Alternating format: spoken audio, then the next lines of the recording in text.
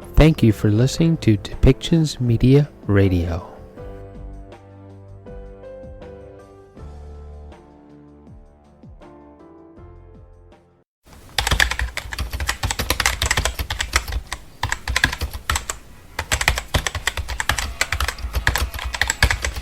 Welcome to Policy and Rights, the show about human rights and government policy.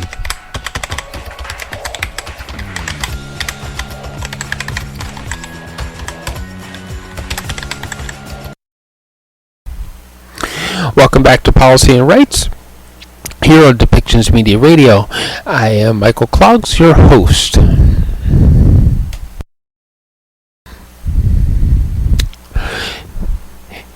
Okay, so we're in the middle of the federal campaign, and all the parties are making promises and making demands of the other parties, in the hopes of that they become the one to form government, the ones to lead our country to the end of the pandemic and to lead us forward into climate crisis and to bring about the right changes to bring down our carbon emissions and to help issues that surround things like the heat dome that happened in British Columbia and the massive forest fires that have plagued the Pacific west coast of North America for the last 3 years. So their campaign promises to help the economic recovery of Canada with $10 a day daycare promised by the Liberals. You're going to hear Erin O'Toole promising that workers will have a seat at the corporate boards to have a say in what's going on with companies. And of course the NDP, they are pro-union and making promises that will promote better and more union jobs. There's a lot of promises being made out there, and there's a lot of issues going on with mandating vaccinations against COVID-19. Recently, British Columbia has said that they're going to be proof of vaccination cards, along with Quebec has also promised these things, and other provinces coming on board with it. And in order to promote vaccination against COVID-19, there are so many issues out there that are happening with respect to, of course, women's rights. Annamie Paul quoted women who have left their seats as members of Parliament because how inclusive is our government? How inclusive is our government system to people who have a disability, people who are visible minorities, and to women? Is our society ready for the change that will open the doors so that all people have a say at the table, as Erin O'Toole was putting? Of course, is his party ready to see that happen? The Green Party, since their initiation, has always promised collaboration. How far do they want to see that collaboration happen?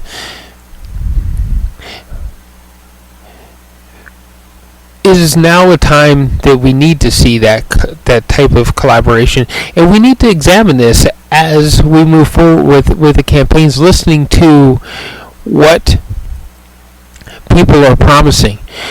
Justin Trudeau said said that if the Conservatives are voted into power, that they would rip up all of the promises that the Liberals made for daycare, for early childhood education, that would help what is seen as a female issue of daycare, so that women can have their rightful seat at the table.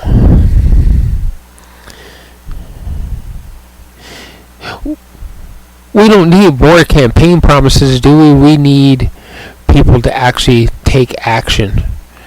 And right now there are issues out there that need that attention, with Afghanistan and a woman being killed because she didn't want to wear the burqa. When we listen to the WHO, which we won't have that clip in this particular show, about the WHO saying that they need our help from all of the countries to bring more medical support to the people of Afghanistan. One of the other issues that was brought up with Afghanistan, safely delivering those who helped Canadian forces. The Canadian Special Forces is putting together a team that is supposed to launch and go help rescue people and bring them back to safety. Justin Trudeau has been called several times on the 20,000 people that he said are coming to Canada, when they may already have been here, and that it is an empty promise. The point is that now is the time for us to listen, and September 20th hold these politicians and their promises accountable. We need to actually get out there and listen to what these people are saying, and listen to what the person wants to do, not just the party, but what the person wants to do for our community. We need to make it inclusive and not partisan. And the only way to do that is with our vote, and vote for the person that has the answers and the plan to ease the issues that we're seeing in our society right now. So let's listen to the promises that were made, of course, by Justin Trudeau, Jagmeet Singh, Annamie Paul, and Erin O'Toole.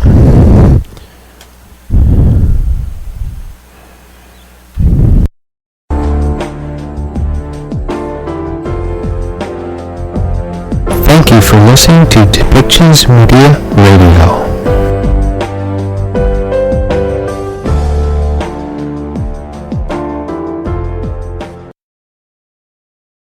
What are you doing? It feels really good out here. I just want to thank each and every one of you for holding off the rain, and if you could hold it off for like 5 more minutes, that'd be amazing. There's no point me going on very long here, mainly because my boss is right here and he doesn't like it when I go on for very long, so I won't. But let me just say, first of all, how wonderful it is to have you all here in the gut.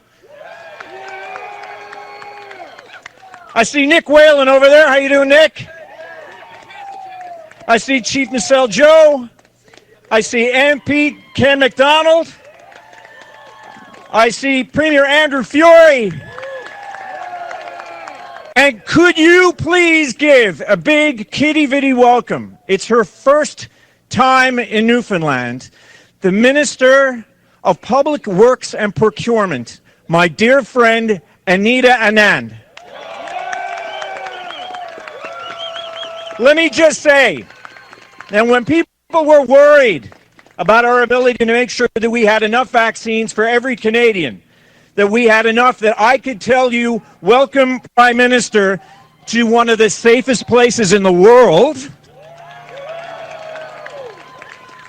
That was Minister Anita Anand, who went to great lengths to make sure that we had enough vaccines in this province and right across the country. Now, before I go any further, somebody who I think pretty soon is not going to need any more introductions, because I will only be introducing her as the Member of Parliament for St. John's East. All you need to know is that she has my mother's approval. My mother, Janet O'Regan, who's here, who taught her nursing at St. Clair's and said, I remember Joanne as a very quiet student. I don't know what happened to her. We are so fortunate to have such an excellent candidate in Joanne Thompson to take back St. John's East for us. She is committed. She is progressive. She gets things done. Ladies and gentlemen, fellow Liberals, Newfoundlanders, and Labradorians, it is my pleasure to hand the mic to Joanne Thompson, the Member of Parliament, I hope, for St. John's East. Thank you. Thank you. Thank you. Isn't this what teamwork and partnerships look like? We have a lot of work to do, but I look around and I see the support here, and I believe it's a time for change, and together we're going to do this. I am so honored to be here today, to be part of the Liberal campaign. I certainly will work to make sure that going forward there's a voice, a St. John's East Liberal voice at the table, so that the concerns and the issues of this riding is always present and heard. So please, in the next coming weeks, let's continue to build our momentum. Let's work together and let's turn this riding red. And yes, Mrs. O'Regan, I am a quiet person. It is my absolute pleasure, and I am humbled by the support, to welcome the leader of the Liberal Party, Justin Trudeau, to St. John's East, and thank you. A big St. John's East welcome. Thank you so much, Joanne. Thank you for stepping up. Putting your name on a side, on a billboard, on a ballot. There we go. Not easy these days, particularly when there are such strong feelings out there amongst certain people. But the reality is we need good people to step up. We need good people to step up, not just in the crisis, but also to build a better future for us all. And that's why I'm so pleased to have Joanne Thompson by our side and as the next Member of Parliament for St. John's East. It's also an incredible pleasure to be here with Seamus O'Regan, who's been such a dear friend for a long, long time. What we've been able to accomplish these past 6 years is great.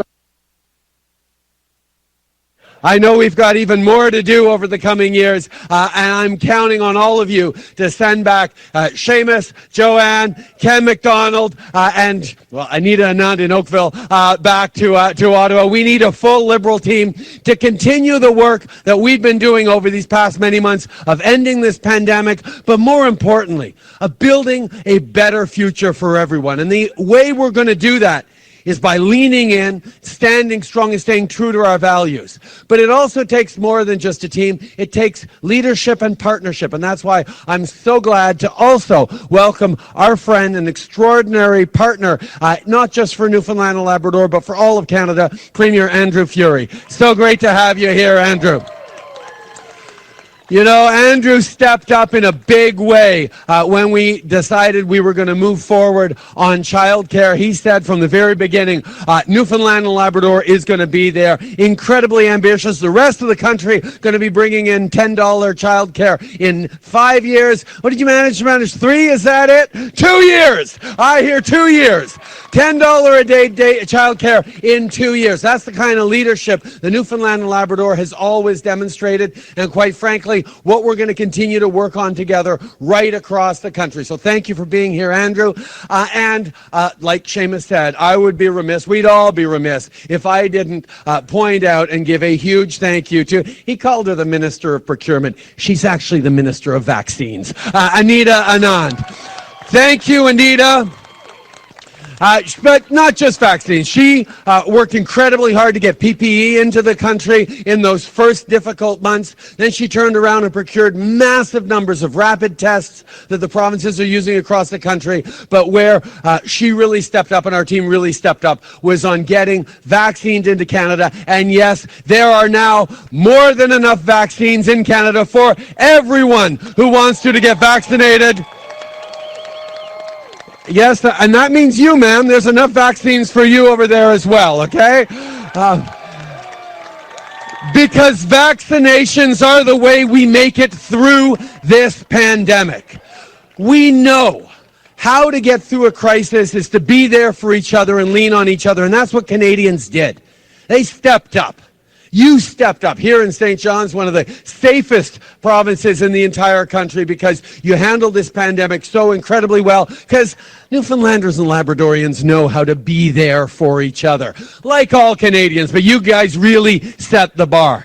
Stepping up on the front lines. I want to give a big shout out to Julia, who's an Eastern Health a nurse here in St. John's. Julia, you and your entire community of healthcare professionals stepped up in a huge way to keep people safe. And you know what? All of you did your part as well. Because by staying safe, by caring for each other, by getting vaccinated, you keep people out of our health system. You keep people safe. So thank you for doing that. From the very beginning, depuis le début, les gens ont été là pour protéger nos aînés. We understood early on that the elderly, our elders, were so vulnerable to COVID-19, we needed to do everything we could to protect them, and people stepped up. But the reality is, there's still a community that is vulnerable to COVID-19 because they can't yet get vaccinated. Even though we have vaccines in, it's our kids under 12. Our kids under 12 can't get vaccinated yet, so they rely, like those for medical reasons can't get vaccinated, they rely on the rest of us to get our shots, to get vaccinated, to make sure we're protecting them. So please, if you haven't got vaccinated, get your shot. And if you have, talk to some people that you know, friends who haven't yet gotten their shot, and tell them that it's the right thing to do, because this is how we're going to end this pandemic once and for all.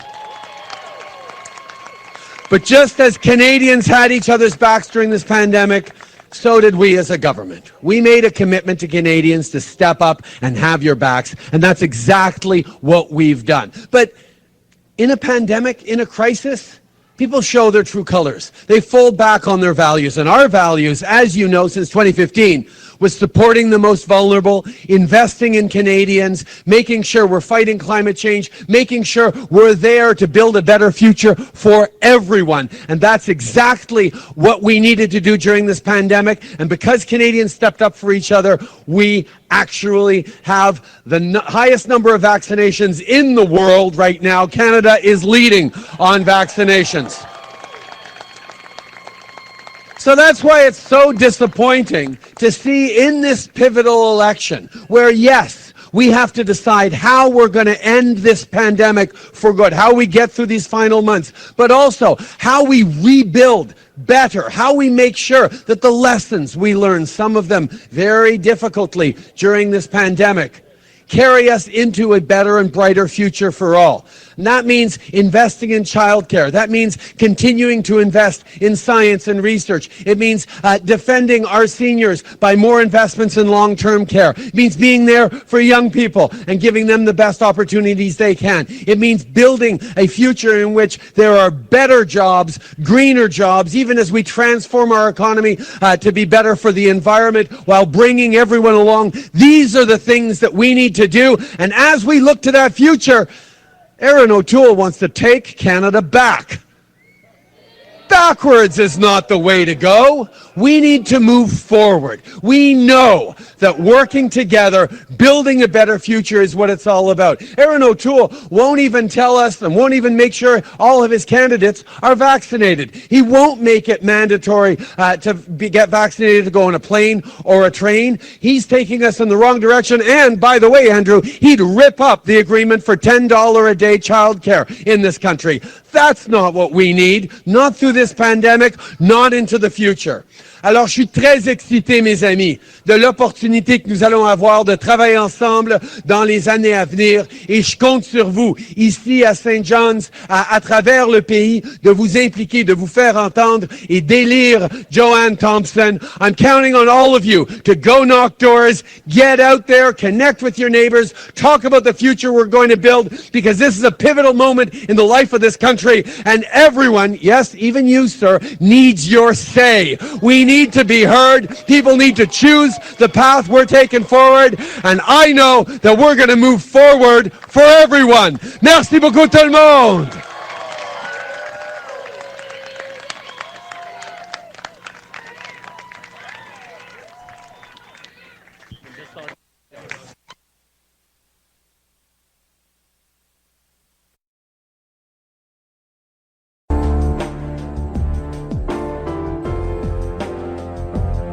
Thank you for listening to Depictions Media Radio.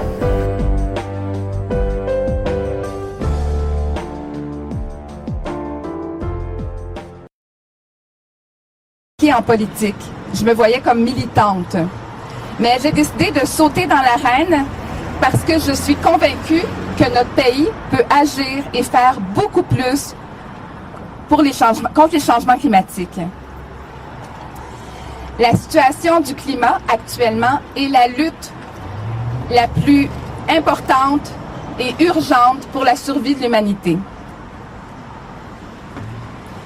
En 2019, j'ai aidé à l'organisation de la Marche pour le climat dans l'objectif de pousser M. Justin Trudeau à agir pour tous et toutes et pour notre planète.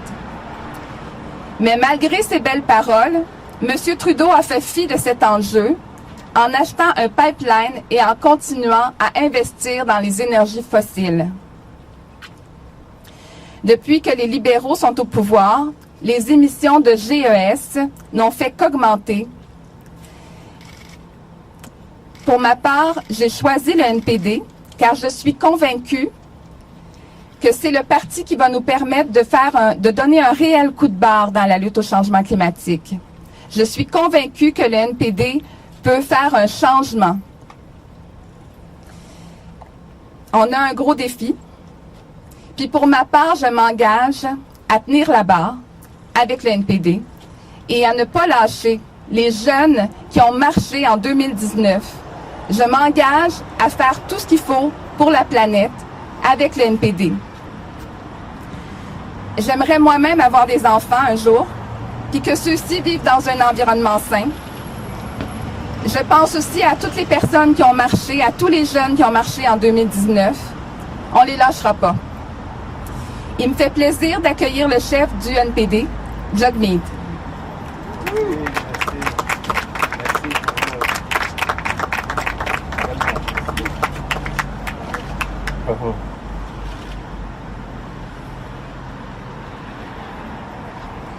Bonjour et merci. Merci pour l'introduction. C'est tellement important qu'on est ici aujourd'hui parce que, comme c'est dit, on est ici parce que c'est exactement ici, en 2019, que Justin Trudeau a assisté à une manifestation. Une manifestation des jeunes qui demandent les actions concrètes pour défendre l'environnement. Et à ce moment, Justin Trudeau a effectivement s'engagé de faire quelque chose. Mais après 2 ans, qu'est-ce qu'il a fait? Au lieu de mettre fin aux subventions pétrolières, il les a augmentées. C'est complètement l'opposé de ce qu'il doit faire. Pour moi, quand on parle de l'environnement, je pense à ma mère. Ma mère m'a enseigné l'idée qu'on est tous connectés. Mais elle a aussi souligné l'importance de notre connexion avec notre planète. Et quand on fait mal à la planète, on fait mal à nous tous. Et cet engagement, pour moi, c'est un engagement spirituel, de défendre notre planète, de défendre notre environnement. Donc, vous avez un choix dans cette élection. Vous avez un choix entre Justin Trudeau, qui a augmenté les subventions pétrolières, ou vous pouvez voter pour les néo-démocrates, l'NPD, qui vont mettre fin finalement aux subventions pétrolières et faire face à la crise climatique. On est très fiers d'être ici avec des jeunes qui étaient ici dans la manifestation à 2019. C'est pour eux qu'on veut défendre l'environnement. C'est pour nous tous parce qu'on sait que la crise climatique nous frappe fort, pas dans l'avenir, mais aujourd'hui. On a des feux de forêt en Colombie-Britannique, en Ontario. On a des inondations, on a des canicules ici au Québec. On sait que la crise climatique est urgente et une crise qui frappe les gens aujourd'hui et maintenant. Donc on doit agir et si on ose ensemble, on peut faire face à la crise climatique, on peut défendre l'environnement, c'est possible, on a les outils, on a la technologie. Ce qui est manqué au niveau fédéral, c'est la volonté, mais nous, les néo-démocrates, on a la volonté de défendre notre planète, de protéger notre environnement. Friends, today we're here at the very same place in 2019 where Justin Trudeau joined a group of environmentalists, of activists, of young people who came together in huge numbers to fight for the environment. He came here to show his commitment, and what happened after 2 years? Well, in those 2 years, instead of taking concrete steps to defend the environment, he's been increasing the subsidies for the fossil fuel sector.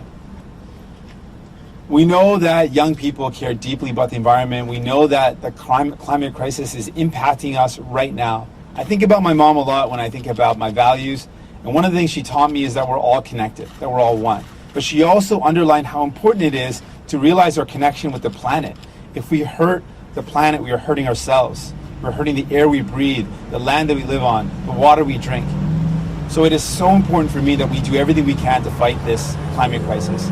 So we've got a choice in this election. You can choose Justin Trudeau, who's been increasing fossil fuel subsidies, or you can choose New Democrats, who will end once and for all fossil fuel subsidies, who will invest in a renewable future, invest in renewable energy. We've also laid out our plan to invest $500 million in Indigenous-led conservation for land and forests. We can fight this climate crisis. What we've seen at the federal level is not a lack of resources or financement. It's been a lack of commitment, a lack of will. New Democrats have the will to get this done. New Democrats are committed to defending our environment. Merci beaucoup. Je suis prêt pour vos questions. Thanks so much. I'm ready for any questions you might have. Première question, Jean-Sébastien Cloutier de Radio-Canada. Bonjour, monsieur. Oui. Oh, je m'excuse. J'ai oublié de encore remercier tous mes candidats et candidates qui sont ici avec moi et tous les bénévoles et activistes. Merci pour votre implication. Merci d'être ici. Bonjour, monsieur Singh. On entend beaucoup de promesses sur la réduction de gaz à effet de serre et ça ne se réalise pas toujours. La vôtre est très ambitieuse, 50% de moins dans 8 ans. On se demande vraiment comment vous allez faire, comment les gens peuvent vous croire. La grande différence, je ne suis pas Justin Trudeau qui donne des belles paroles sans des actions concrètes. Pour moi, c'est un engagement ferme. Et un élément de cet engagement, un élément clair, c'est d'arrêter les subventions pétrolières. C'est une étape forte et claire. Et ce qu'on a vu au niveau fédéral, au lieu de mettre fin aux ces subventions, le gouvernement libéral et Justin Trudeau a augmenté les subventions pétrolières. C'est fou ça. C'est complètement inacceptable. Ce qu'on veut faire, c'est de mettre fin aux subventions pétrolières. On veut investir dans l'énergie renouvelable. On veut investir dans le transport en commun, électrifié. On veut faire les rénovations éco-énergétiques. Il y a beaucoup qu'on peut faire ensemble. Mais ça manque, ce qui s'est manqué au niveau fédéral, c'est vraiment la volonté. On a la volonté de le faire. Par ailleurs, Justin Trudeau annonce aujourd'hui qu'il travaillera à embaucher des milliers de docteurs et d'infirmières, ce qui est clairement un champ de compétences provincial. Est-ce que, d'après vous, c'est au gouvernement fédéral de faire ce genre d'intervention? J'ai parlé avec plusieurs personnes qui ont fait face des défis avec les soins de santé. Et quand on parle avec les gens, ils ne s'occupent pas des juridictions, ils ne s'occupent pas des compétences, ils veulent voir des résultats. Au niveau fédéral, c'est évident qu'on doit travailler avec les provinces et territoires. C'est normal, c'est évident et on va le faire. Mais pour moi, la grande question, c'est qu'est-ce qu'on peut faire pour aider les gens. Souvent, quand j'ai posé les questions à Justin Trudeau de faire quelque chose pour aider les gens, il répond souvent avec une réponse de juridiction. Et je dis, pour une chef, pour un leader, on doit trouver des solutions, pas trouver des excuses, pas chercher des excuses. Donc pour moi, je veux toujours essayer d'améliorer les services, les soins de santé, les services publics, les programmes sociaux, et on peut le faire tout le temps en travaillant avec les provinces et territoires et reconnaître qu'il y a une juridiction, mais ça ne doit pas être une excuse. On peut le faire, mais Justin Trudeau a toujours montré qu'il est contre la science médicaments, il est contre enlever les profits dans les soins de longue durée. Donc il a toujours montré que ce n'est pas un engagement pour lui d'améliorer nos soins de santé. Next question, we have Tom Perry from CBC News. Hi, Mr. Singh. Thanks for taking my question. Of course. You talk in your news release today about eliminating harmful subsidies. And in your backgrounder, you have a link to a report by Environmental Defense about $18 billion in annual subsidies. That report talks about $1.7 billion for reclamation of orphan wells. There's money for a low-carbon economy fund, low-carbon and zero-emissions fuels fund. So money to help fossil fuel companies reduce their carbon emissions, their fossil footprint. Do you think that is a bad subsidy? Would you cut that? What we'd like to do is invest directly into remediation of oil wells. We'd like to invest directly in retrofitting some of these oil wells into geothermal plants. We can make those investments directly. Our concern is what we've seen for a long time are subsidies into the fossil fuel sector, and that is the wrong approach. And we want to make it really clear. New Democrats want to end those subsidies, and we want to invest directly into creating jobs and directly into protecting the environment. What we've seen a long time from Liberals and Conservatives is this notion that you can give money away with really no strings attached to large corporations and hope that the money will actually end up in workers' hands or end up in doing what we need to defend the environment. That approach has been shown again and again not to work. We want to direct our investments to the people that need help, to workers, and to protecting our planet directly. So can you specify, would it be all subsidies? What are you talking about? What would you cut? All subsidies. New Democrats believe in ending fossil fuel subsidies, period. It's been going on for too long. It's been something that the Liberals have promised to do and broken that promise again and again. New Democrats don't want to be like the Liberals. We want to make it very clear. We are here committed to ending those subsidies, and we want to invest in the future. We want to invest in workers. We want to remediate oil wells, but we're not going to do that through subsidies. We're going to do that through direct investments. Next question, we have David Aiken from Global News. Good morning, Mr. Singh. This is a very popular idea, ending oil and gas subsidies among many voters in Quebec, and of course there's not many companies in Quebec that benefit from oil and gas subsidies. There's lots of workers who benefit from oil and gas subsidies in Edmonton, where you were just a couple of days ago, and I wonder why you waited till here rather than tell Albertans straight out face to face that a government that you might influence would end these subsidies. When we were in Edmonton, when we were in Alberta, the top of mind issue on people's mind was the fact that Jason Kenney was cutting healthcare. So we had an event with nurses, with healthcare workers to say we are going to defend healthcare, we are going to invest in healthcare. We also talked about, questions came up about what we would do for the environment and what would we do for oil sector and resource sector workers. We said we would invest in diversifying the economy. We would make sure that workers had good jobs for today and for tomorrow, and we believe in that. What we want to see is an end to subsidies, because subsidies are not, there's no strings attached. There's no guarantee. And we've seen this approach from the Conservatives in the 2007, 2008 financial crisis, and they gave blank checks to companies, and it didn't result in workers getting help. It didn't result in jobs being created. It just went to the pockets of these companies, and they continued to do what they wanted, or in many cases, they left Canada. And so we're here today in Montreal because this is where the large protest happened, with thousands of young people taking to the streets, thousands of people demanding action on climate, the climate crisis. So we're here with some of the folks that were there, one of the organizers who was a part of making that rally possible, to say we can do something about fighting this crisis, and here's a concrete step we can take. En français, s'il te plaît? On a different... Oh, sorry. They want the answer in French as well. On était à Edmonton, en Alberta, pour avoir un événement avec les travailleurs de première ligne, les travailleurs en santé, pour montrer notre engagement pour investir dans nos soins de santé.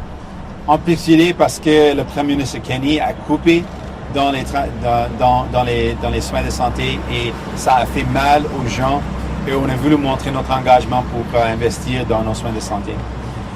On a aussi parlé de l'importance de diversifier l'économie et aussi investir dans l'énergie renouvelable. On est aujourd'hui ici à Montréal parce que c'est ici où on a vu les grandes manifestations pour l'environnement. On a une organisatrice qui était un des organisateurs qui a organisé cette grande manifestation. Donc on est ici parce qu'on va montrer notre engagement pour faire face à la crise climatique et le fait qu'on a des actions concrètes qu'on peut prendre pour vraiment défendre notre environnement. Thank you. Different topic, something that's come up on the election trail today, where we see the unique phenomenon of Twitter labeling a tweet by the Deputy Prime Minister and Liberal candidate Chrystia Freeland as manipulated media. It's a term, as you know, for spreading disinformation.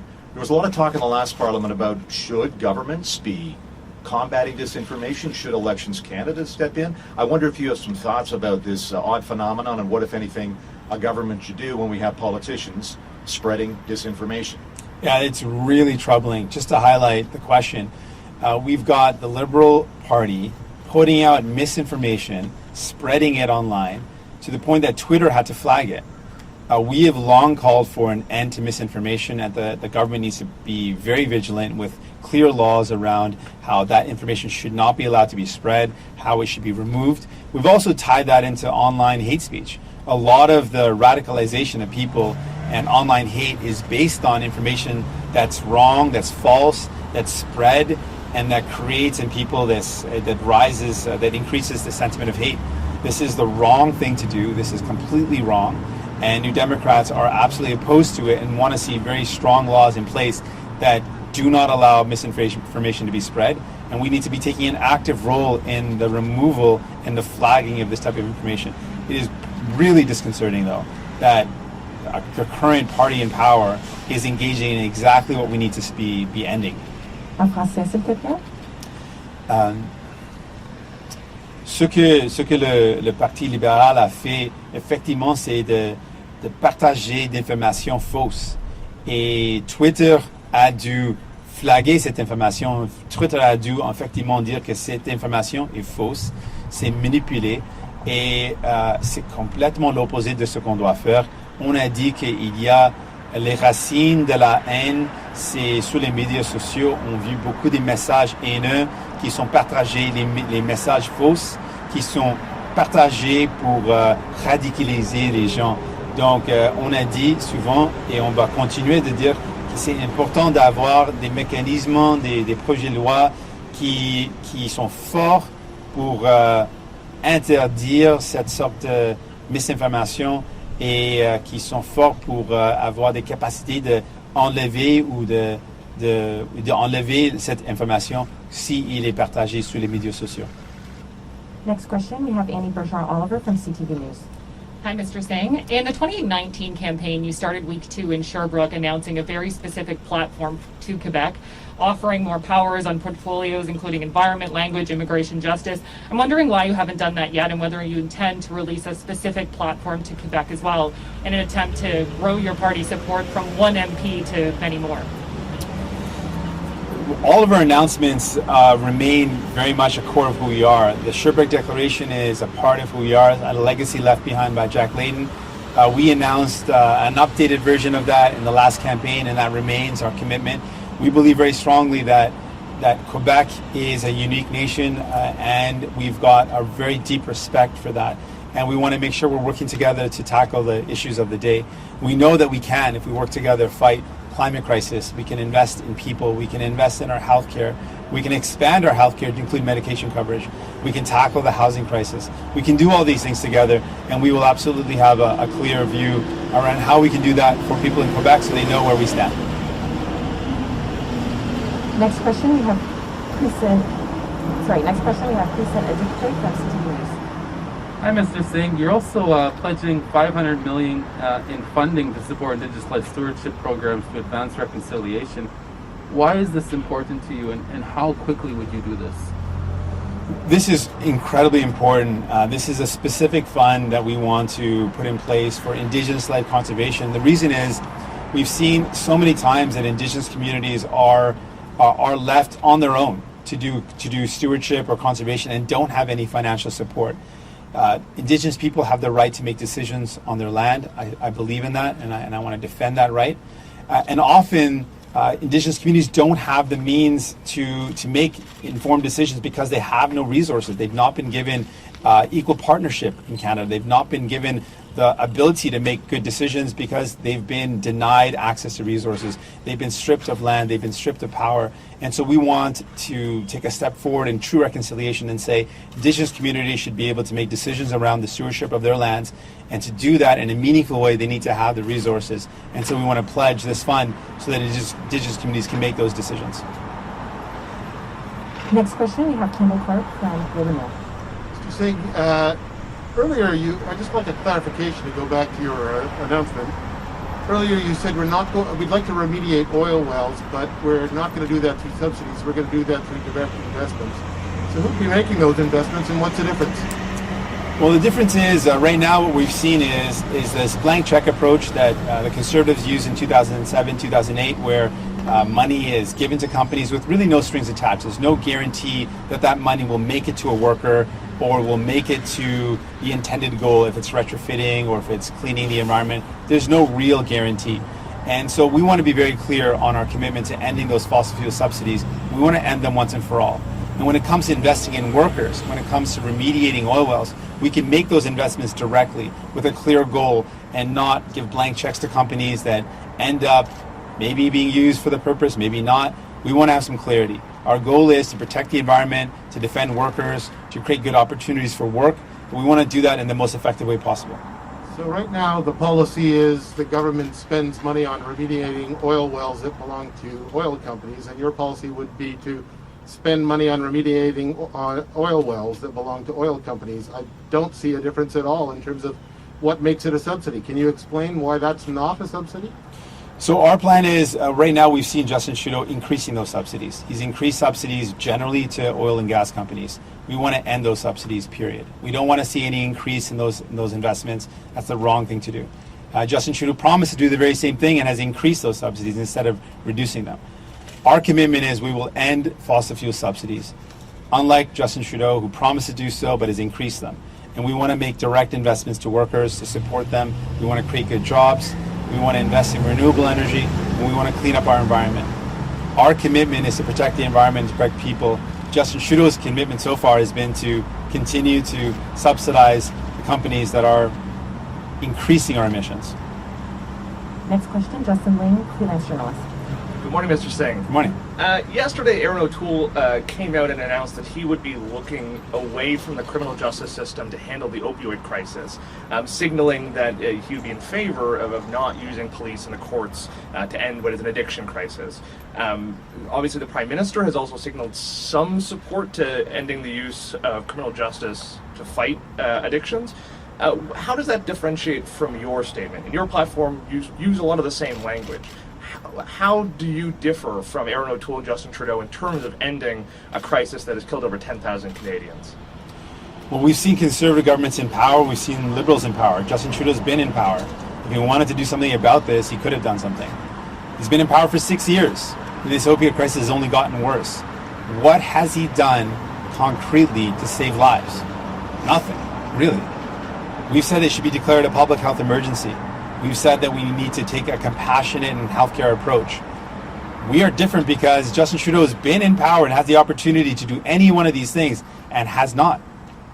If you continue to give Justin Trudeau another 4 years, he'll do exactly that.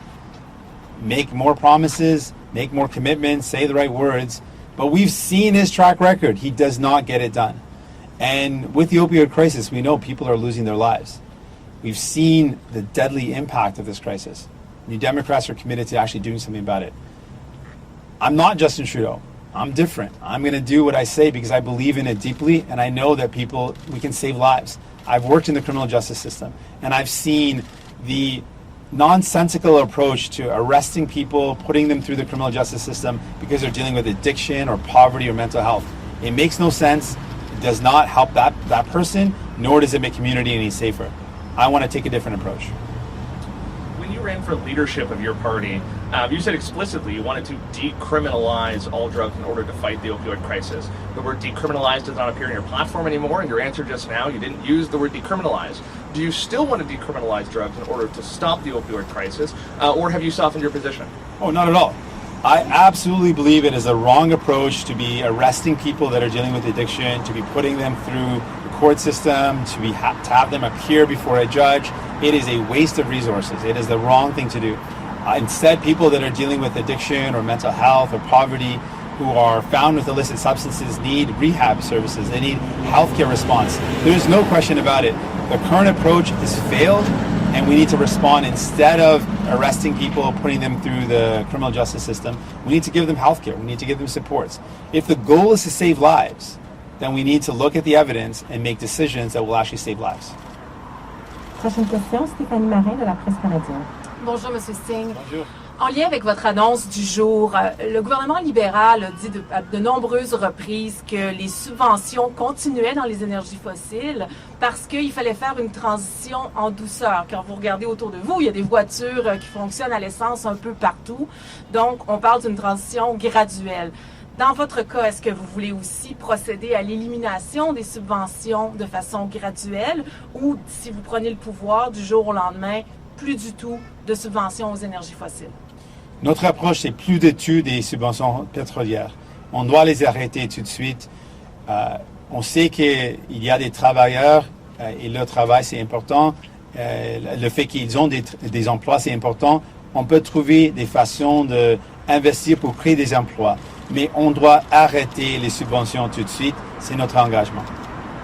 Et par rapport aux soins de santé en lien avec l'annonce du premier ministre Justin Trudeau aujourd'hui, comment vous voyez les choses au nouveau Parti démocratique? Est-ce que vous seriez d'accord à transférer des sommes d'argent, augmenter les transferts en santé, puis laisser les provinces faire ce qu'elles veulent avec ces sommes-là? Ou est-ce que vous feriez un peu comme le gouvernement libéral, on promet des transferts d'argent, mais il y a des conditions, mais il y a d'argent qui doit aller dans un certain secteur plutôt qu'un autre? Notre approche, c'est on reconnaître que le Québec a le droit de compensation, plein de compensation avec le droit de retraite. C'est notre engagement, c'est une partie de nos valeurs. Mais ce qu'on veut faire, c'est de aussi souligner comment Justin Trudeau donne des belles paroles par rapport aux soins de santé, mais qu'est-ce qu'il a fait dans les 6 ans? Est-ce qu'il a augmenté les transferts en santé? Non. Il a effectivement continué les mêmes coupures de Harper en matière des investissements de santé. Donc, si vous voulez, un parti qui défend nos soins de santé, c'est les néo-démocrates. Justin Trudeau a fait exactement la même chose qu'il a critiqué de Harper. Il a continué avec le même niveau d'investissement. Donc, pour nous, la santé, c'est essentiel. On doit investir et on peut augmenter nos soins de santé en travaillant ensemble. Il y a plusieurs options, inclus aussi une assurance médicaments universelle. On peut le faire, on peut travailler ensemble pour le réaliser et ça va aider les gens ici au Québec et à travers le pays. Prochaine question, Henri Ouellet-Vézina de la Presse. Oui, bonjour M. Singh. Je vais faire du pouce un peu sur la question de mon collègue au départ sur la promesse de réduire de moitié d'ici 2030 les GES. Quelles actions concrètes vous voulez prendre et surtout, est-ce que vous allez vous fixer des cibles annuellement pour vraiment arriver à 50% en 2030? Il y a quelques mesures que je veux mettre en œuvre. Premièrement, comme on a dit aujourd'hui, notre grande annonce, c'est d'arrêter tout de suite de subventionner les secteurs pétroliers. C'est quelque chose que Justin Trudeau a promis de faire, mais au lieu de les éliminer, il a augmenté ses subventions. Donc, on veut les éliminer tout de suite. En plus, ce qu'on a vu, par exemple, en Angleterre, Ils ont une loi pour la transparence avec les promesses comme ça et avec une redondabilité, accountability. Donc, avec ces sortes de lois, ça donne le pouvoir pour s'assurer quand le gouvernement font des promesses, il y a une façon de vérifier qu'ils font ce qu'il faut pour réduire les émissions. Aussi, on veut investir dans la rénovation éco-énergétique parce qu'on sait que les bâtiments sont un élément très, très grand pour la gaz à effet de serre. Aussi, on sait que le transport, c'est un autre élément de pollution. Donc, on veut investir dans le transport en commun et l'électrification de transport. On sait avec la technologie qu'on a à ce moment, dans cette époque, on peut vraiment réduire nos émissions. Et ce qui est manqué depuis longtemps, c'est la volonté de le faire. On est prêt de faire ça parce qu'on veut défendre l'environnement. On veut s'assurer qu'on a un avenir pour nos enfants. C'est une priorité pour nous et on peut la réaliser. Sur les 500 millions de dollars dans les communautés autochtones, pouvez-vous donner un peu plus de détails aussi sur la manière dont ça va être investi, pour quels enjeux, dans quel secteur, à partir de quand? C'est plutôt pour, mais c'est en général pour les mesures qui sont gérées par la communauté autochtone, donc c'est leur décision. Mais par exemple, on a des forêts où les communautés autochtones ont un choix difficile entre des travails ou de conserver ces forêts. Donc, on veut donner les outils pour la communauté autochtone de décider de conserver avec les ressources pour le faire. C'est un choix impossible, c'est une décision impossible pour les communautés autochtones entre avoir des bons travails ou de conserver leur forêt ou l'environnement s'ils n'ont pas des ressources. En donnant ces ressources, on peut donner les outils pour que les communautés autochtones puissent conserver leur environnement. Next question, Jacob Serabin from Canadian Press. Good morning. Good morning. You mentioned a lot about subsidies to big oil, mentioned Justin Trudeau has increased these. Do you have a dollar value for how much Canada is spending on subsidies to oil companies and how much Justin Trudeau has increased them by? We can follow up with some more details, but what we can say is in 2019, Justin Trudeau came to a protest here in Montreal promising to end these fossil fuel subsidies. And instead of ending those fossil fuel subsidies, he's been increasing them. That is the wrong thing to do. And we've got folks talking about climate action. That's exactly what we're here to do. We want to make sure that instead of these vague promises or these broken promises, we are committed to immediately ending those fossil fuel subsidies so that we're actually walking the path of fighting for the environment that we need. We can make it happen. It's exactly what we need to do, and it's what our commitment is today. You also announced a pledge to put $500 million into Indigenous-led initiatives. What kind of criteria would you be looking at? And would these projects have to be profitable, or would these be money given out to preserve something? How would that look? Right. So I should have just repeated the last question in French or in English because it was on the same topic. We absolutely believe that this is an important way for Indigenous communities to have agency. Right now, a lot of Indigenous communities are left with a really impossible decision.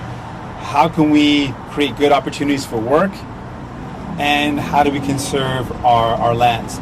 And right now, without any resources, it's a pretty impossible choice for Indigenous communities to make. In a lot of communities, logging is the only way to earn a good living. And so what we want to do is create a fund so that Indigenous communities that choose to conserve their land have an opportunity to do that with resources and the tools to actually make that decision. And so what we want to see is giving agency and power to Indigenous communities to be able to conserve their land, to be able to make choices around stewardship, and to give them the resources to make those choices. Ceci conclut notre conférence de presse. Merci. Merci, thank you so much. Merci beaucoup.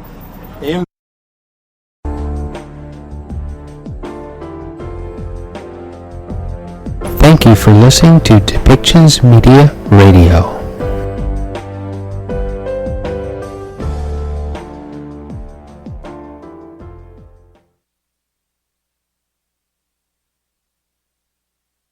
That I don't want to have lost during this campaign, exactly because I believe that it is an issue that is an umbrella over this entire election and is really something that we need to consider how we are going to do better if we are hoping to do more in the next Parliament. And this is our culture within our House of Commons. Because when I'm asked these days about the one thing, and I get asked that a lot, the one thing that I would work to change as a member of Parliament, or should Greens form government, it certainly has to be the culture of Parliament and the culture of work in the House of Commons, because the rest flows from that. Si nous n'avons pas un changement radical dans la culture du Parlement, dans la Chambre des communs, ce ne serait jamais possible d'atteindre nos objectifs. Ça ne serait jamais possible de vraiment attaquer les grands défis, parce que tout ça demande à la collaboration et la coopération. C'est quelque chose qui se manque en ce moment. Ça demande l'inclusivité. Ça demande une voie ouverte pour des différentes perspectives, et ça se manque aussi. With respect to inclusivity, it's important to recognize that Parliament, as it stands at this moment, is not a welcoming place for many people. It is a place where many people who should be able to serve and who are ready to offer their experience, their education, their perspective in service of Canada and in service of good public policy find that there is no place for their service. On entend ça dans les mots des anciens députés qui ont décidé de ne pas se présenter dans ces élections en fait. On le voit dans les paroles de Mumala Kakak, who said, Mr. Speaker, every time I walk into this House of Commons, into House of Common grounds, speak in these chambers, I'm reminded every step of the way I don't belong here. I have never felt safe or protected in my position. Or Jody Wilson-Raybould, who wrote in her letter announcing her departure from federal politics, from my seat over the last 6 years, I have noticed a change in Parliament, a regression. It has become more and more toxic and ineffective, while simultaneously marginalizing individuals from certain backgrounds. And Celina Cesar-Chavez, who stepped down after the 2019 election and was interviewed recently about her experience in Parliament, who said, when you're strong and assertive, you're labeled and you're pushed out. The system tries to grind you away. Alors, quel est le résultat de tout ça? C'est que les gens doués, les gens avec des talents décident de ne pas se présenter, ou ils quittent la politique très tôt. Talented people are either choosing not to run at all, or they're leaving quickly. The price is simply too high for service. This should concern us all, because this is not only a waste of talent, but it is a waste of talent at a time when we need it the most. We are being faced with unprecedented challenges. We are being faced with unprecedented opportunities. And the way that we are going to seize those opportunities and address those challenges is by making ourselves as open as possible to the best ideas, and those come from everywhere. We also know that diversity in politics creates better public policy, more sustainable, less unintended consequences.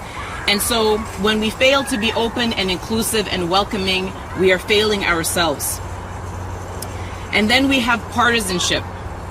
The partisanship that has ensured that we are failing to do our best work because we are obsessed with it.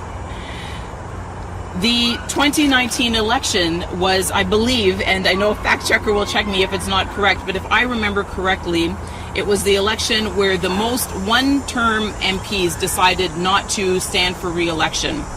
On avait eu tout un groupe de députés qui ont décidé de ne pas se présenter dans l'élection de 2019, and they said it was because they felt ineffective. They didn't see the point. They were at the pinnacle of their professional lives and sitting in a committee with notes that had been written out by the central office for them to say day after day with no consideration for what they could contribute wasn't interesting, and they left. And we saw during the pandemic how incredibly important it was in the early days for all institutions to work together.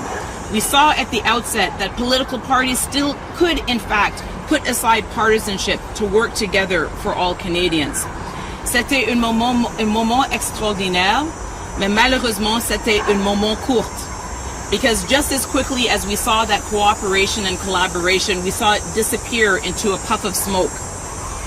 And again, to come back to Jody Wilson's letter, what she said is that federal politics is, in her view, increasingly a disgraceful triumph of harmful partisanship over substantive action.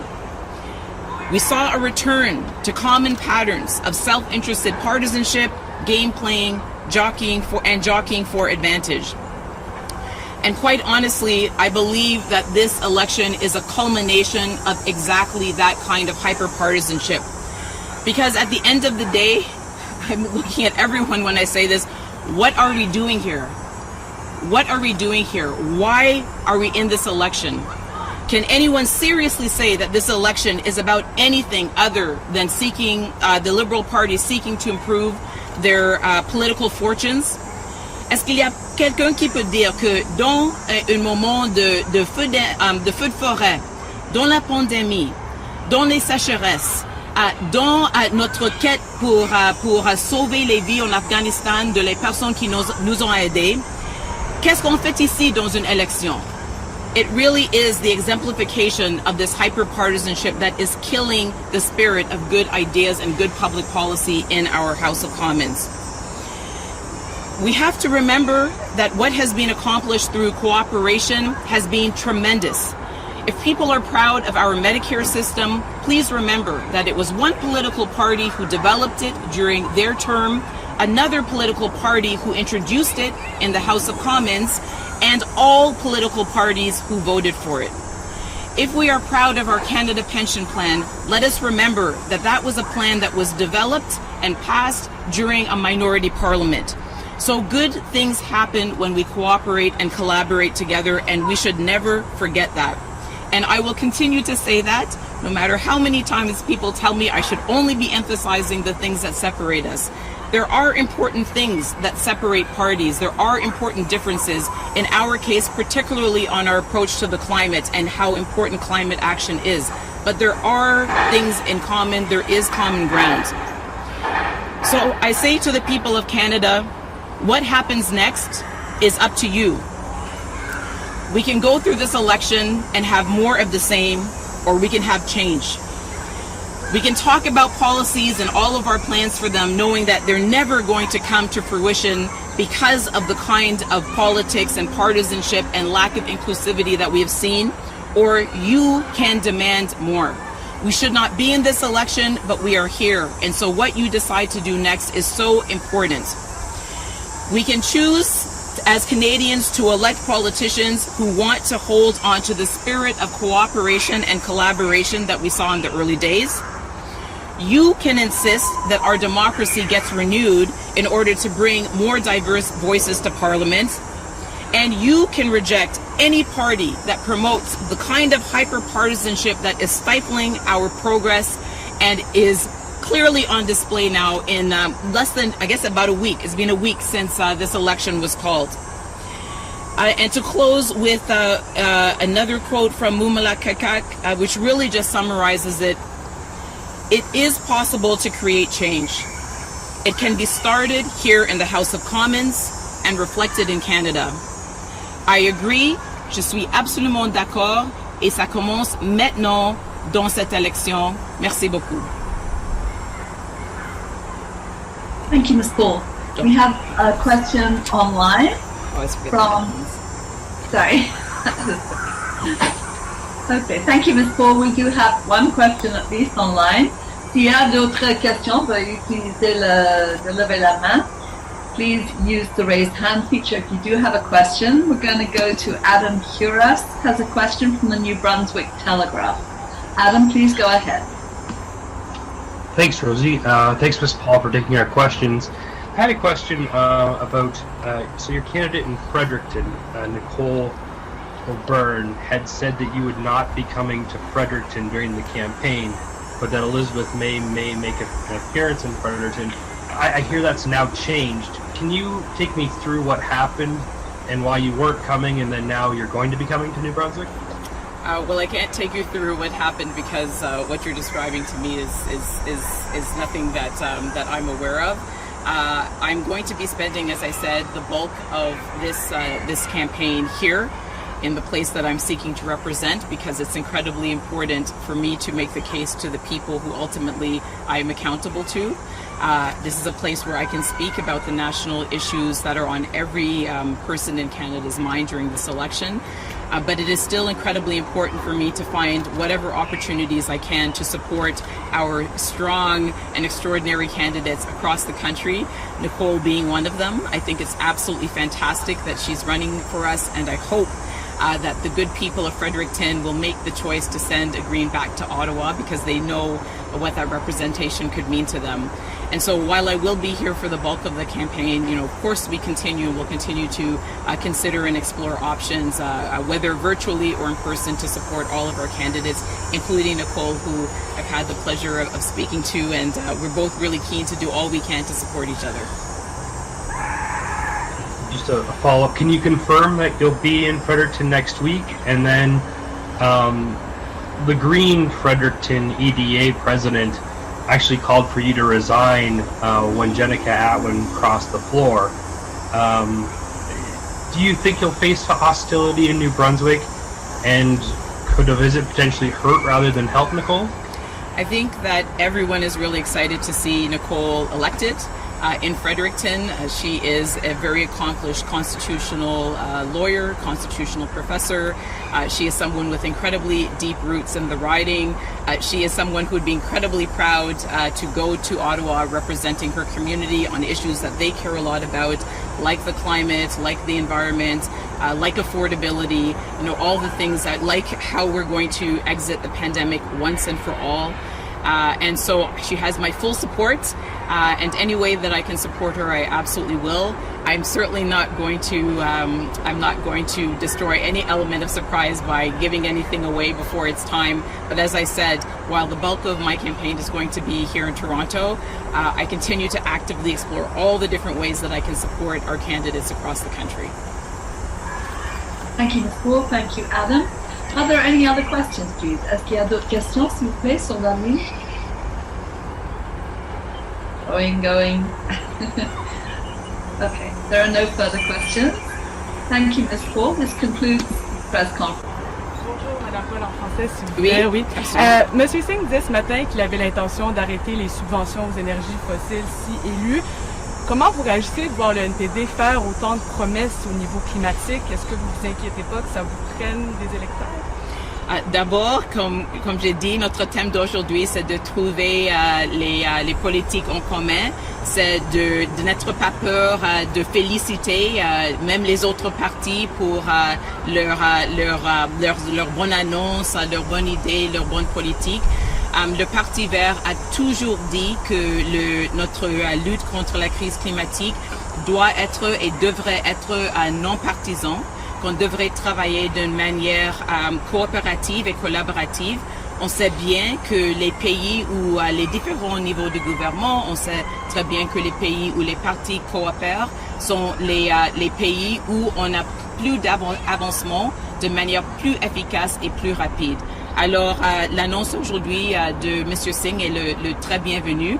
Je dois, par contre, souligner qu'il y a des différences très substantives entre notre parti et tous les autres partis en ce qui concerne notre approche à l'action climatique. Tous les autres partis soutiennent la création des nouveaux projets d'oléoducs. Ils soutiennent à la fracturation hydraulique. Il soutient la forage d'exploration, il soutient la ligne 5. Ce sont des différences et ils n'ont pas une cible qui correspond aux sciences. Alors il y a des différences profondes. L'NPD malheureusement, il soutient des projets d'oléoducs, il soutient en Alberta le TMX, il soutient la Colombie-Britannique, le Coastal GasLink, il soutient la ligne 5. Alors, ce n'est pas une question d'attaquer la crise climatique, de réduire nos gaz à effet de serre si on continue de mettre en ligne des nouveaux projets d'extraction. Et je voulais aussi vous entendre par rapport à votre discours du jour sur la culture au sein de la Chambre des communes. Pourquoi c'est important pour vous de prendre la journée aujourd'hui pour parler de ça? Oui, c'est tellement, merci pour la question, et oui, c'est tellement important de parler de ça aujourd'hui parce que vraiment, c'est des choses que si ça ne change pas, il n'y aurait pas beaucoup de progrès sur les grands enjeux et surtout pas dans les délais qui nous restent.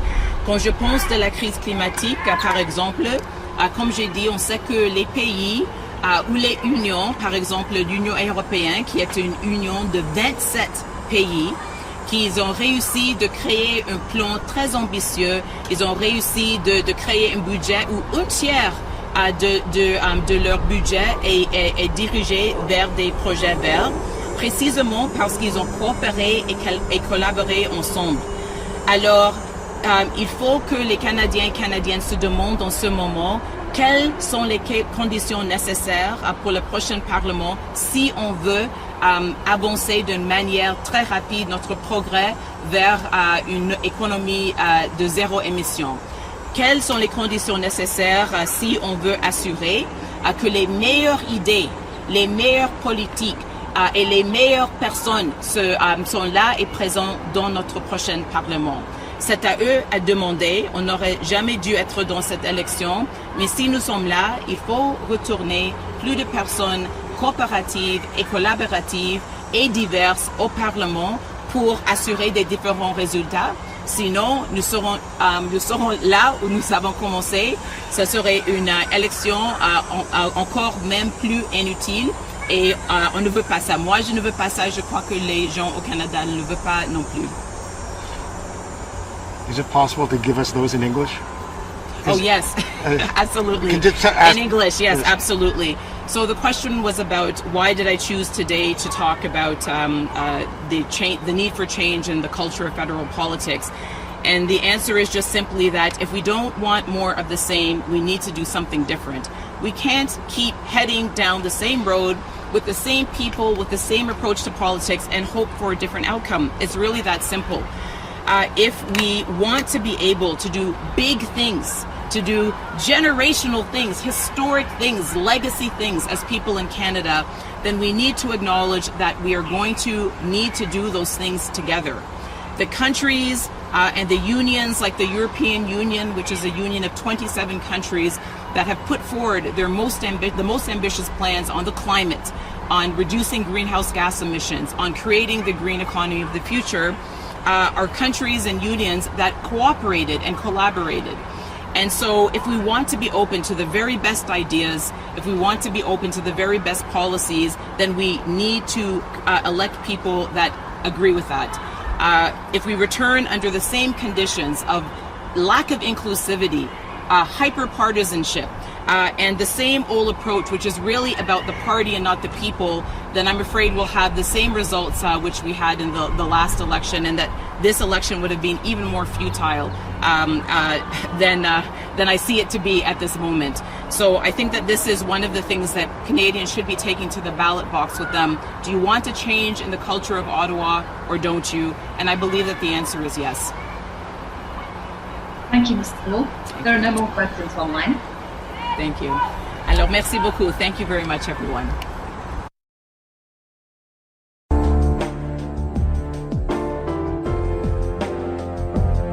Thank you for listening to Depictions Media Radio.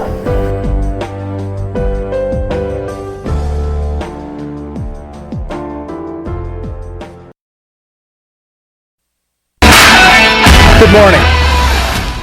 I believe that workers share more fully in the prosperity of Canada when they have a seat at the table.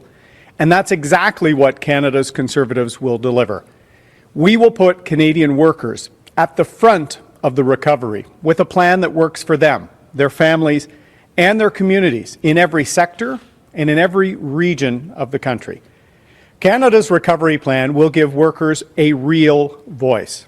On va mettre les travailleurs canadiens au premier plan de la reprise économique.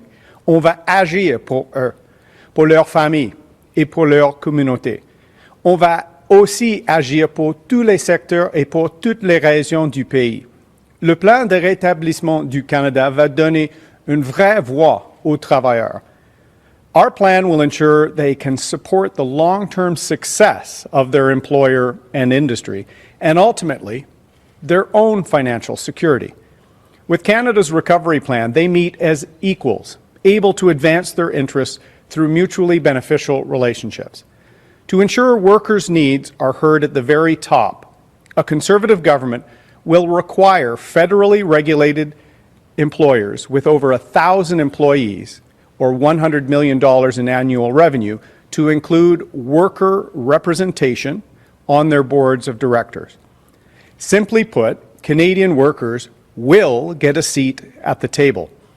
Pour que les besoins des travailleurs soient entendus, un gouvernement conservateur va exiger que les employeurs sous réglementation fédérale avec plus de 1 000 employés ou un revenu annuel de plus de 100 millions de dollars fassent une place aux travailleurs dans leur conseil d'administration. C'est simple, les travailleurs vont avoir une place à la table des décisions. And only Canada's Conservatives will do it. It's time to secure our future. C'est le temps d'agir pour l'avenir. Merci beaucoup. Thank you very much. We will now be taking questions. Nous allons maintenant prendre les questions. Première question. Oui, bonjour, M. O'Toole. Laurence Martin de Radio-Canada. M. Trudeau a dit ce matin qu'il souhaitait embaucher 7 500 médecins de famille. Vous dites, nous, on va augmenter les transferts et ensuite laisser les provinces décider. Est-ce que vous n'êtes pas en train de donner un chèque en blanc aux provinces, M. O'Toole?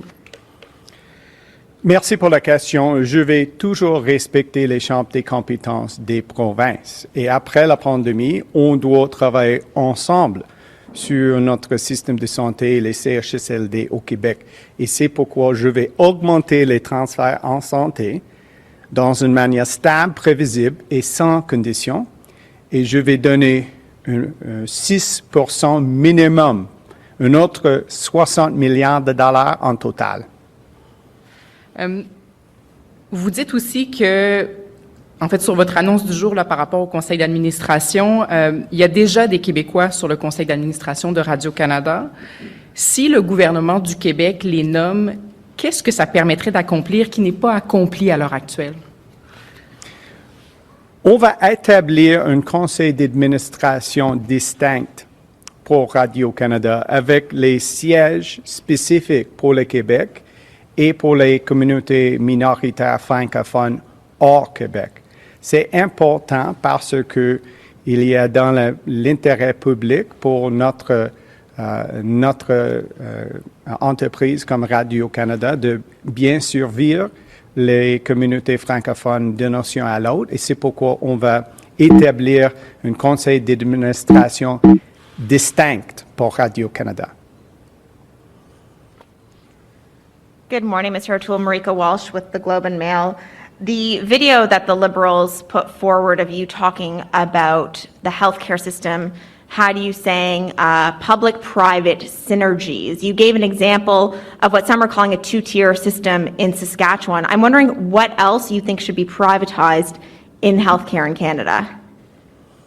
Let me be perfectly clear. I 100% support our public and universal healthcare system. In fact, it's been the backbone we've relied on through the pandemic and the frontline workers in it. That's why in our plan, in Canada's recovery plan, we're giving an additional $60 billion to secure that public healthcare system. What is very disappointing is in an election that was called by Mr. Trudeau in the midst of a fourth wave, amidst fires in BC, amidst the chaos in Afghanistan, he's dividing and misleading Canadians on a daily basis. And with their social media yesterday, they're importing American-style misleading politics. I think Canadians deserve better than that. En français, s'il vous plaît. Les Canadiens et les Canadiennes méritent un vrai leader et pas une approche de style américain avec les mensonges et les médias sans la vérité. Et on doit avoir un leader éthique. Et c'est pourquoi on a un plan pour le rétablissement du Canada. C'est pourquoi je vais augmenter les transferts en santé. Je vais donner un autre 60 milliards de dollars dans notre plan. Et j'appuie notre système de santé public et universel. C'est une force pour notre pays. You have said many times that you, unlike the Liberals, will tell voters the truth in this election. So specifically on your promise, where you said in this clip, we can't just have one old model that is increasingly inefficient, and you called the Saskatchewan model of diagnostics that people pay for a brilliant move. So specifically on healthcare, what else do you support privatizing? I'm telling Canadians exactly what we're going to do, and that's why on day 2 of this campaign, we launched Canada's Recovery Plan, which has a detailed plan to expand healthcare by $60 billion by giving the provinces stable, predictable funding without conditions that will respect provincial decisions about their healthcare program. In addition to that, yesterday I announced a very ambitious program with respect to national treatment to fight the opioid crisis and $1 billion specific for First Nation communities fighting addiction and mental health challenges. We're also making mental health a pillar. So the well-being of Canadians, the health care of Canadians is at the core of Canada's recovery plan, and I invite people to see exactly what I will do because I've given it to them on day 2 of this campaign. Prochaine question. Bonjour, M. O'Toole, Raymond Filion de TVA. Le gouvernement Legault a fait une sortie publique au cours de la fin de semaine pour réclamer des transferts accrus. C'est ce que vous proposez dans votre plan. Or, ce que Québec dit, c'est que votre proposition n'est pas suffisante. Le 6 % que vous promettez, je me demandais, est-ce que vous êtes prêt à augmenter la mise, à en donner davantage? Avec une relance économique et avec croissance économique, on va avoir plus de 6 %. J'ai dit que notre chiffre est un minimum maintenant, mais c'est prévisible, stable et sans condition. Et je vais toujours respecter les champs des compétences pour toutes les provinces, incluant le Québec. J'ai beaucoup de respect pour le leadership de M. Legault pendant la pandémie et je vais être là comme un partenaire dans le futur. Vous connaissez les demandes des provinces, vous savez combien elles veulent en transfert, le montant est beaucoup plus élevé que ce que vous promettez. Est-ce qu'elles vont l'avoir avec ces augmentations que vous proposez? Dans notre plan pour le rétablissement du Canada, j'ai un plan clair sur la santé et je vais augmenter avec 6 % minimum et peut-être avec une relance économique forte, on va augmenter plus de 6 %. En plus, je vais donner l'argent pour la santé mentale des Canadiens avec le gouvernement, mais aussi avec les organisations à but non lucratif sur le terrain. On va travailler avec les entreprises sur les programmes pour leurs employés et je vais donner 325 millions de dollars pour les programmes de traitement pour les toxicomanes. Donc, je vais être là comme un partenaire pour le Québec et pour toutes les provinces. Next question. Hi, Mr. O'Toole. Good morning. Stephanie Taylor with the Canadian Press. I want to ask about what your platform says about the TRC calls to action. You've committed to implement 71 to 76, but there are many more directed at the federal government around child welfare legislation, around healthcare. So can you be clear, do you commit to implement all of the TRC calls to action directed at the federal government or just those ones, 71 to 76? We're going to make progress on the TRC calls to action because they're very important and they should be beyond politics. And in fact, with respect to child welfare, when I was in Cowessess, I spoke to Chief Delorme about his First Nation being the first to advance under the new model for child welfare. I want to see more partnerships like this.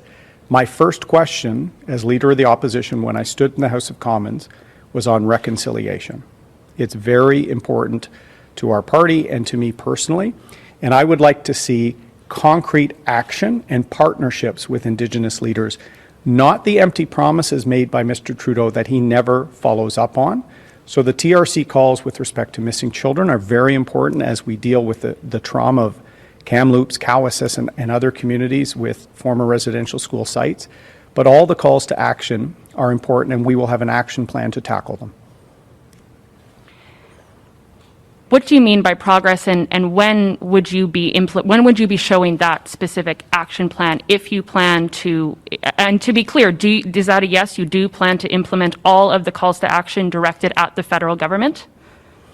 Mr. Trudeau, when he first became Prime Minister, said he was moving immediately on all 94, and then provided no roadmap, no plan, no partnerships, and really has tackled very few. I want to partner with Indigenous leaders, with First Nations, to come up with an action plan to deliver and to set priorities based on their need. Yesterday, I announced $1 billion over 5 years to tackle mental health, to tackle addiction, some of which comes from intergenerational trauma from the horrific chapter of residential schools. Reconciliation, at its core, is about reestablishing trust with the federal government. I will do that by partnering with Indigenous leaders. Mr. Trudeau erodes trust when he makes promises with no plan to ever achieve them. I will be about action and partnerships. Next question. Hi, Mr. O'Toole. Hannah Thibodeau from CBC National News. I want to clarify something. Would you further prevent the use of privatized healthcare in Canada's system? As I've said, I 100% support our public and universal system. I always have, and all Canadians have been, confident in the fact that it's been there for us with this pandemic. So in Canada's recovery plan, in our platform, we're securing $60 billion of new funding in a predictable way to the provinces so that they can make the decisions on how best to rebuild and build up their capacity following the pandemic. All provinces are going to be going through how they need to improve, how they need to address long-term care. I think Ottawa needs to be a partner, not a paternalistic Ottawa knows best player. We want to partner with provinces, and Canada's recovery plan is completely transparent on how we will fund our public system at a minimum of a 6% increase per year, and how we will go further in terms of mental health supports and addiction. On doit travailler en étroite collaboration avec les provinces sur notre système de santé. Je vais augmenter les transferts dans une manière stable, prévisible et sans condition, avec un autre 60 milliards de dollars pour les provinces. Et je vais toujours respecter les provinces et leurs priorités pour leur système, incluant les CHSLD, les résidences pour aînés. On doit travailler ensemble sur les défis devant nous après la pandémie. C'est une approche de partenariat, pas de paternalisme de M. Trudeau. Respectfully, sir, you didn't answer my question, so I'll ask it this way. What sort of privatization would you support in Canada's healthcare system? I respect the provinces is their jurisdiction for healthcare. The federal government needs to do a lot better job on Indigenous healthcare, which is a federal direct responsibility, on veteran and Canadian Armed Forces healthcare. That's why my first question as opposition leader was on Indigenous healthcare. It's why yesterday I announced $1 billion over five years to help with mental health and addiction supports for First Nation communities. Our public and universal health system is a pillar of our social safety net as Canadians. I not only support it, I will defend it and build it up with an additional $60 billion is our commitment in Canada's recovery plan. Next question. Hi, sir. Kevin Gallagher with CTV National News. I just think I still want some clarity on the public-private health care questions here. So if you're saying that you would support or you would allow provinces to make their own decisions because it's their jurisdiction, so if Alberta or Ontario or Quebec decides that they'd like to expand privatization of health care, you wouldn't stop it? I support our public and universal system.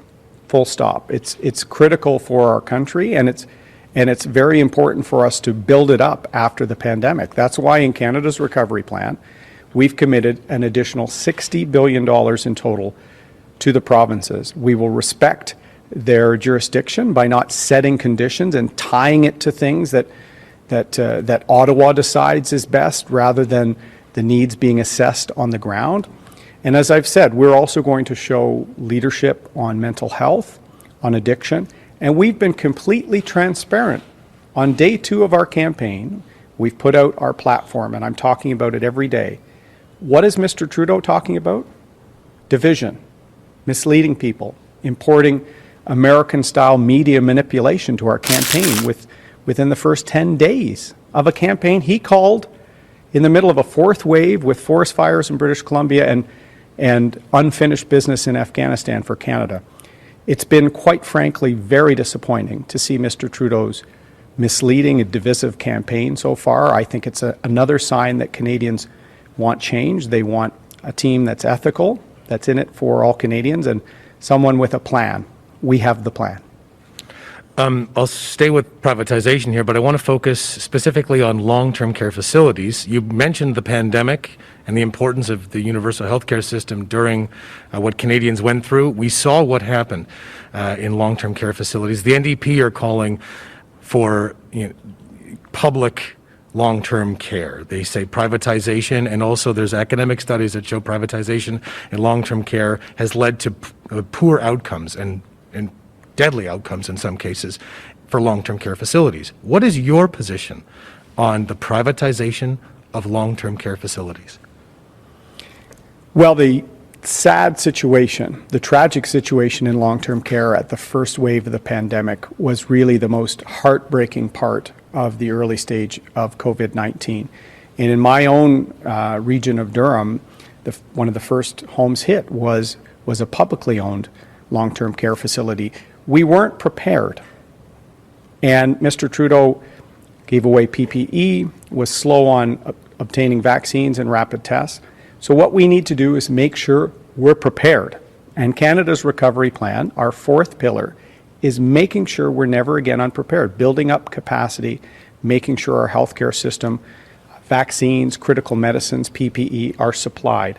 So we will be a partner with provinces as they prepare their long-term care systems to better respond to a health crisis like COVID-19. We will be a federal partner that will be there for the masks, the PPE, the vaccine supply, and our $60 billion of commitment of additional funds for our public health system that will help provinces address needs in long-term care and in the hospital setting as well. Next. On doit travailler sur les défis après la pandémie pour les résidences pour les aînés, les CHSLD au Québec et notre système de santé. C'est pourquoi je vais augmenter les transferts avec un autre 60 milliards de dollars et je vais respecter les décisions par les provinces sur leur système. Et on doit aussi être plus prêt dans le futur pour les pandémies, pour les crises sanitaires. C'est pourquoi dans notre plan pour le rétablissement du Canada, notre 4e pilier, c'est sur la préparation. On doit être plus autosuffisant avec les vaccins, avec l'équipement médical. C'est le temps pour un gouvernement fédéral qui va agir dans nos intérêts et qui va être un partenaire pour les provinces. Next question. Mr. O'Toole, Michael Couture from Global National. I wanted to ask you about your announcement today, and how does adopting a suite of union-friendly policies help you in fighting for voters who may normally lean towards the NDP, and also how might it blunt the spending powers of unions who in the past have historically campaigned against the Conservatives? Working Canadians and their families have one party to choose in the next election. If they want work, steady work, if they want a seat at the table, if they want the economic recovery after COVID to include them and their families and their communities. Only the Conservatives are offering a seat at the table for large federal enterprises, the banks, the telecommunications companies. Workers will get a seat at the table.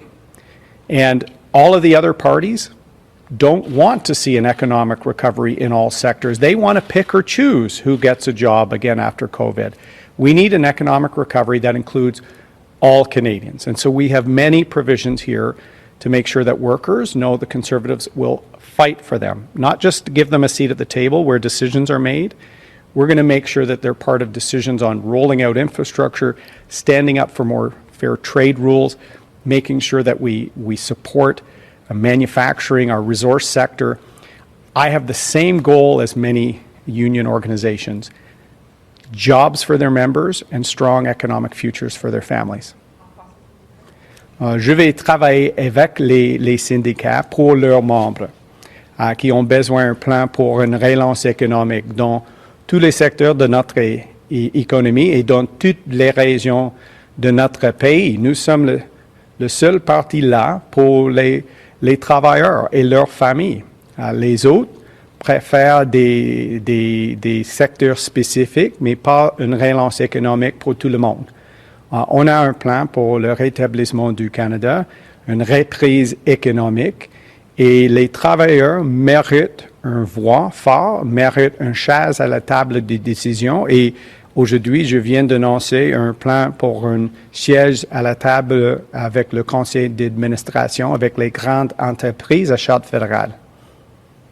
Just as a follow-up, your party's often said the Conservatives are the party of free trade and free markets, especially when it comes to infrastructure, and especially in dealing with the Americans. So I wanted to know why, in what you're proposing today, are you adopting this principle of Buy Canadian and advocating for this protectionist procurement strategy? With a Conservative government, you're going to see a lot more made in Canada. And you're going to see an approach where we stand up to countries that abuse international trade rules like Communist China. We're very proud of what we make here in Canada. It's the best in the world because we have the best workers in the world. And I support free trade, but free and fair trade amongst free countries, and not countries that game the international system at the expense of our workers and our values. Countries that are committing genocides and not following trade rules should not be benefiting from the global trade system. And countries that have free and fair trade and access for our goods and materials and services will have the same here. So we need to rebuild our relationship with the Americans, for example, which is, I think, at its historic low under Mr. Trudeau, with Buy American, with Line 5, with Keystone XL, with bad results for agriculture, for steel, aluminum. I will stand up for our workers, and I will also make sure that we work with our democratic allies to rebalance global trade. This will be the last question. Ce sera la dernière question.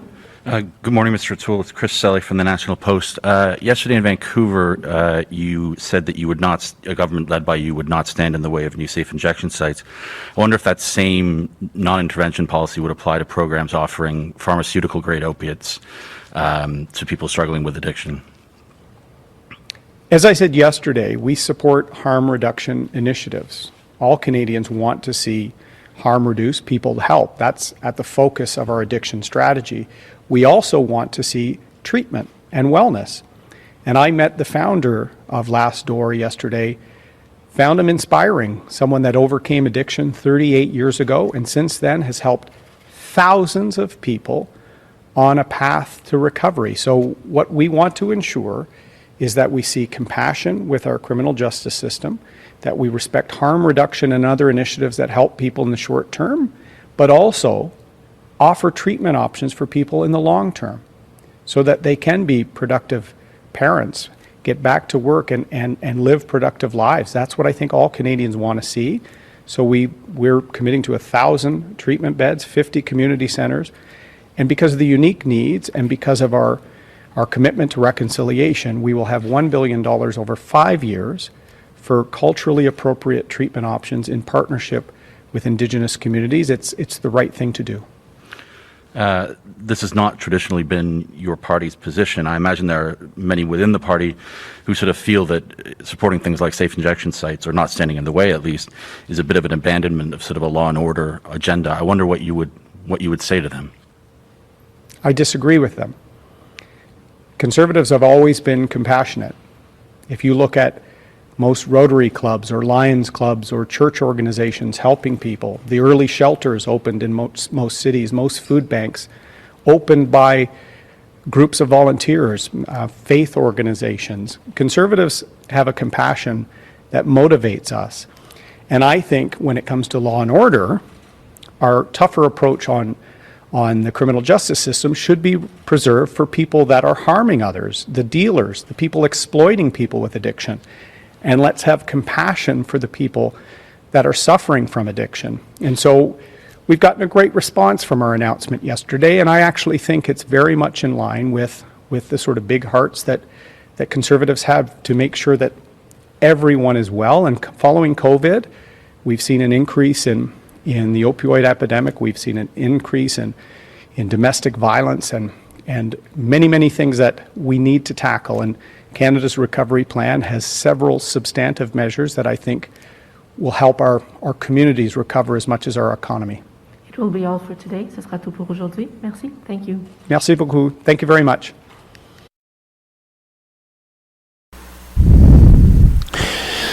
All right, thank you for listening today, and we hope that you did get some valuable information from all of the parties so that you can decide who suits your beliefs and needs best.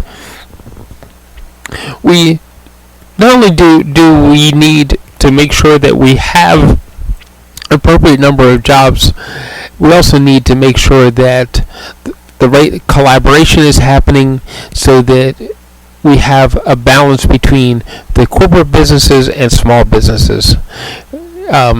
We need to make sure that whoever we vote in place, that the economic backbone of Canada is supported with small business. Small business is, of course, what has gotten us to where we are right now, and it is small business that is going to actually carry us forward and help us get to higher levels, to help us find the right economic pushes that we need to move forward with a lot of issues that we have. So, September 20th is the day that we cast a vote. Please do keep listening right on through September 20th so that we can help you make the decision that is right for you, your family, and your community. You've been listening to Policy and Rights here on Depictions Media Radio. I am Michael Clogs, your host.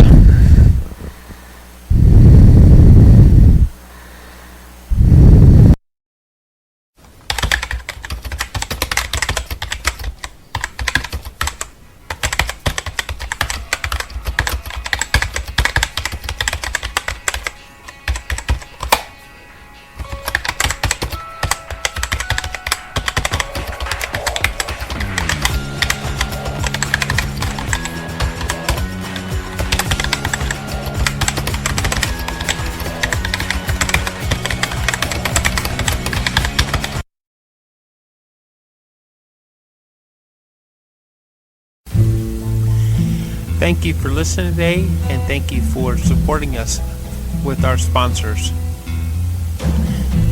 Please go to depictions.media for more information and click on our contact link and let us know how we can help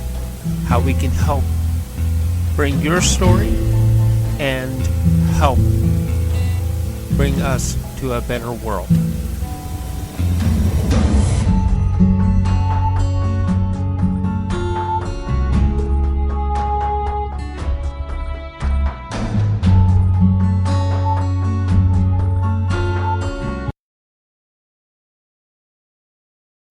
This show has been produced by Depictions Media. Please contact us at depictions.media for more information.